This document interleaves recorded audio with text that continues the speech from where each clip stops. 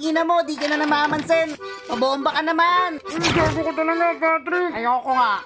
Mga buraot. Ay, sandali lang. Sama ka, jellyfishing tayo. Tapos bomba tayo. Wow, tingin mo matutuwa ako doon? Isasama niyo ako mag-jellyfishing tapos pupuwitan niyo ako? Isasama mo pa si Patrick. Tangina mo, Patrick.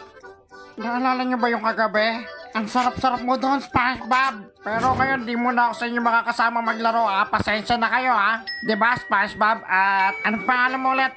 Patrick. Wala akong pake sa inyo. King ina mo. Huwag mo nga akong binabad trip, ha? Sayang lang oras ko dito.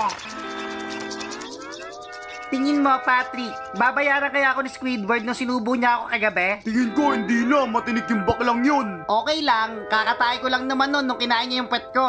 Sinubo kayong dalawa ng libre. Nga. Mga gago. Nga.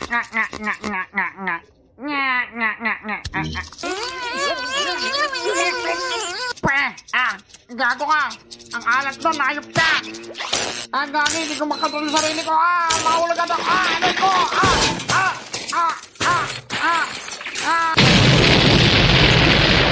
Malas talaga. Bait na nga lang nalaglag, sumabog pa.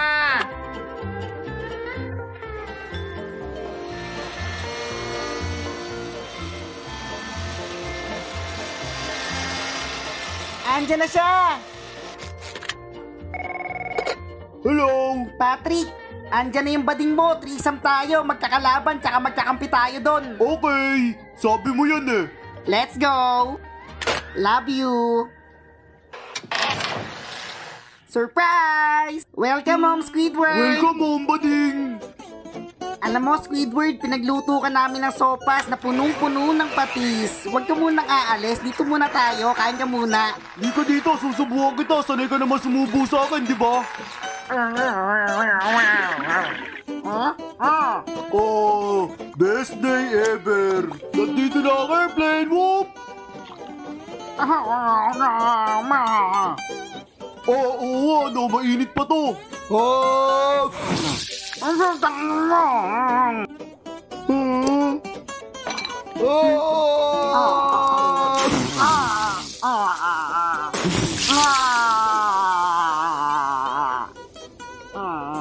Ay, mukhang tama na yan. Busog na si Squidward. Baka di niya na tayo subuin mamaya. Kawawa naman tayo. O kaya mag-music tayo. Di ba pinapasok mo to sa pet mo? Hayaan mong tugtugan kita para maging masaya ka. Teka lang, medyo dry yung lips ko.